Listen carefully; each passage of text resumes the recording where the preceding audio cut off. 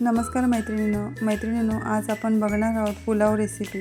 तर अगदी घरगुती साहित्यात मस्त असा पुलाव तयार झाला। तर मग रेसिपी बघूया। इथे सर्वप्रथम लागणारं साहित्य कट करून घेतलं। त्यानंतर इंडिया गेटचे तांदूळ घेतले आणि मी आता कुकरमध्ये इथे पाणी ठेवून थोडा वेळ तो गरम करत ठेवले पाणी। त्यामध्ये आता तांदूळ टाकून 10 ते 15 मिनिटं होईपर्यंत ते शिजवून घ्यायचे, झाकण लावता शिजवायचे। त्यानंतर आता इथे एका चाळणीमध्ये ते काढून घेऊया। तर बघा अगदी मोकळे मस्त पद्धतीने ते तांदूळ शिजून झाले। अगदी मोकळा म्हणजे यामुळे ना अगदी आपली पुलाव पण आहे ना खूप छान असा मोकळा होतोय तांदूळ जर व्यवस्थित असे मोकळे। आता इथे कढईमध्ये तेल टाकून आणि जिरे मोहरीची फोडणी देऊन घेऊया। त्यानंतर आलं लसणाची पेस्ट टाकून घेऊया। त्यानंतर इथे बारीक केलेला कांदा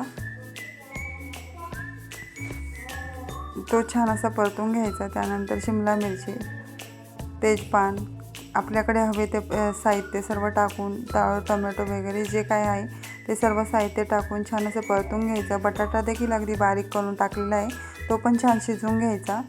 आणि त्यानंतर लाल तिखट हवं त्या प्रमाणामध्ये मसाला टाकून घ्यायचा।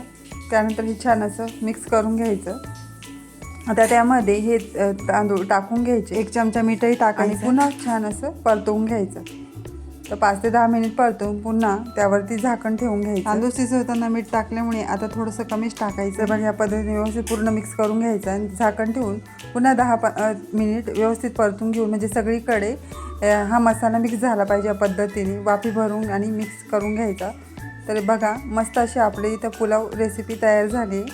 तर मैत्रिणींनो, नेहमी तोच खिचडी भात खाण्यापेक्षा या पद्धतीने एकदा जर तुम्ही पुलाव बनवला तर अगदी कमी साहित्यामध्ये आणि झटपट असा पुलाव बनतो। तर एकदा नक्कीच बनवून बघा आणि अशाच घरगुती साध्या सिंपल रेसिपी बघण्यासाठी आपल्या आराध्य मराठी रेसिपी चॅनलला नक्कीच सबस्क्राईब करायला विसरू नका। धन्यवाद। भेटूया असेच एका नवीन छानच्या रेसिपीसोबत। तोपर्यंत स्वस्त खा, मस्त राहा।